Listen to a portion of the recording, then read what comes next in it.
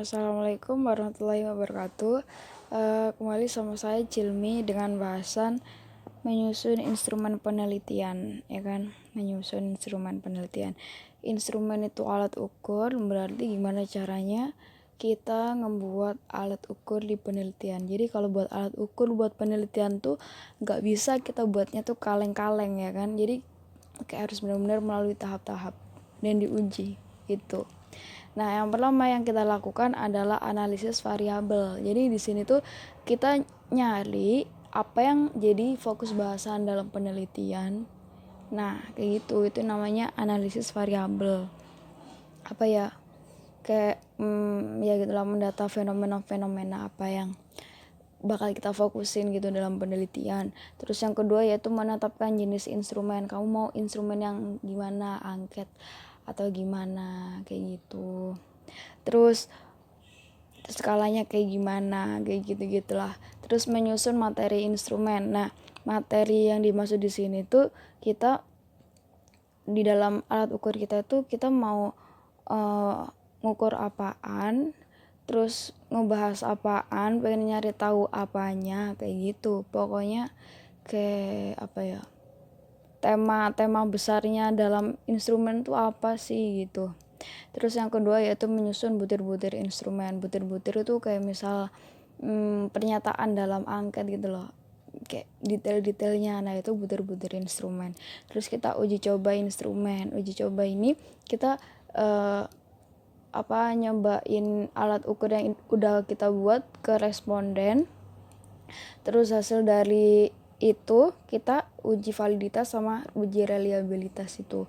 Nah, uji validitas tujuannya itu untuk ngetahuin apakah alat ukur yang kita buat itu udah sesuai sasaran nggak, udah sesuai apa ya, kan alat ukur kan untuk mengetahui sesuatu. Nah, apakah alat ukur itu tuh tepat gitu loh mengetahui sesuatu. Jadi kayak misal pengen taunya A, tapi ternyata alat ukur kita ngukur B. Nah itu kan nggak tepat. Nah kayak gitu maksudnya. Nah terus uji reliabilitas, maksudnya apakah alat ukur kita itu menghasilkan data yang dapat dipercaya apa enggak gitu.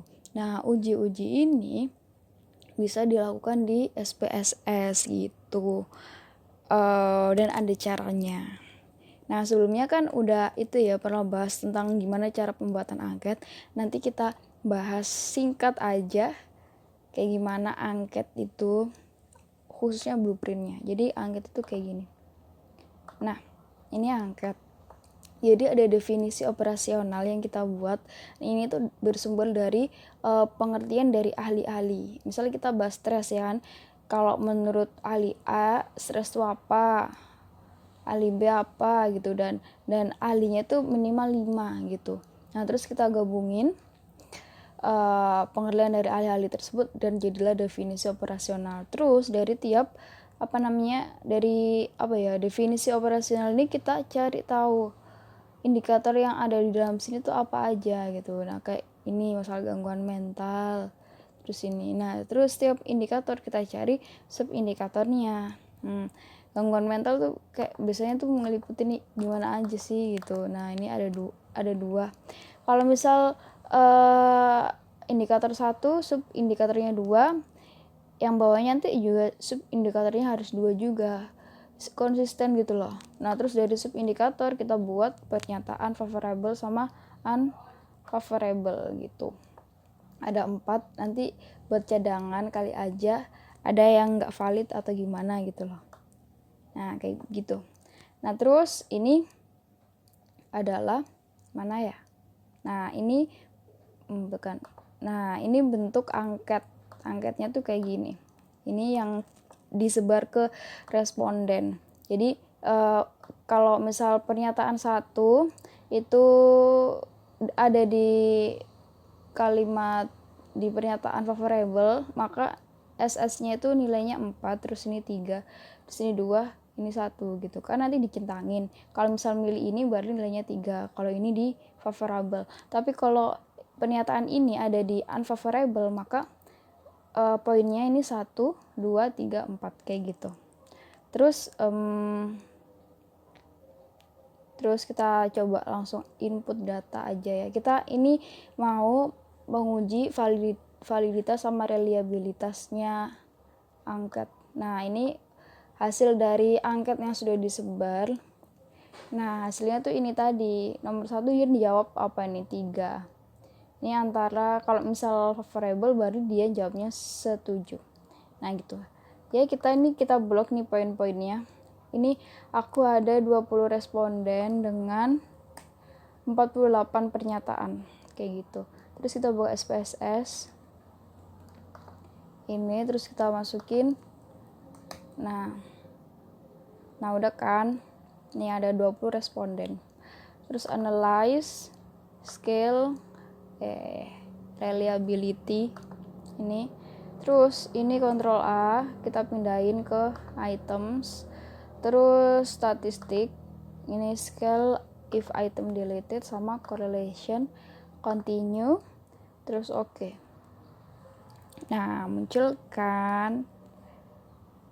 Nah, ini tuh apa nih? Cronbach's alpha based on standard decide itemsnya 0,775. Nah, ini tuh menunjukkan besaran reliabilitasnya. Semakin besar ini berarti data berarti angket kamu tuh semakin reliable, dapat dipercaya. Nah, terus kolom ini itu menunjukkan korelasi antar pernyataan, antar nomor gitulah.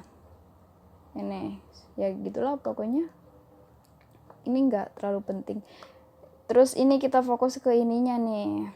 Jadi kalau misal corrected item total correlation, ini tuh menunjukkan validitas tiap butirnya. Terus kalau Cronbach alpha if item deleted ini menunjukkan reliable tiap butirnya, betapa reliable.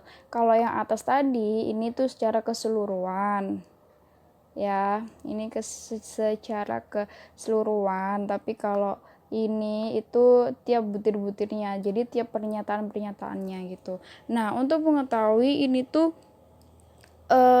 reliable apa enggak, itu kayak ada yang namanya tabel R. Jadi itu kayak patokannya gitu loh, pembandingnya. Jadi tabel R itu ini. Bentar. Nah, ini kan aku kan respondennya tadi 20. Kalau menurut rumus ini 20 min 2 18 kan, berarti ini 18. Nah, di sini aku pakai tingkat signifikan yang 0,05 atau yang biasanya 5% itu. 18 berarti ini kan tabel R-nya berarti ini 0,4438. Anggap aja 0,44 ya. 0,44. Terus kita cek di sini. Mana sih? Oh, ini. 0,44. Jadi untuk mengetahui data itu valid apa enggak, ini tuh harus lebih dari 0,44 gitu. Ya udah tinggal cari aja 0,44. Nah, ini ya kan. Terus ini enggak. Dikit ternyata ya. Ya 0,44 mana? Nah, ini 0,44. Ini juga, nah kayak gitu. Nah, kayak gitulah ya, pokoknya ininya tuh harus lebih dari 0,44 gitu. Tapi kalau misal ini tuh patokannya tergantung berapa jumlah respondennya ya. Jadi ini ada tabel yang kayak tadi ini, yang ini tadi mengacu pada ini gitu, tabel R-nya. Terus kalau udah gitu antara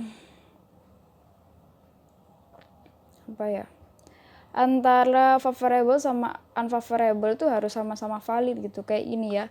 Ini kan sama-sama di atas 0,4 ya. Nah, kalau ini valid terus ini nggak valid, berarti pernyataan ini nggak boleh dipakai gitu. Jadi harus valid kedua-duanya. Nah, kayak gitu. Sekian, terima kasih. Wassalamualaikum warahmatullahi wabarakatuh.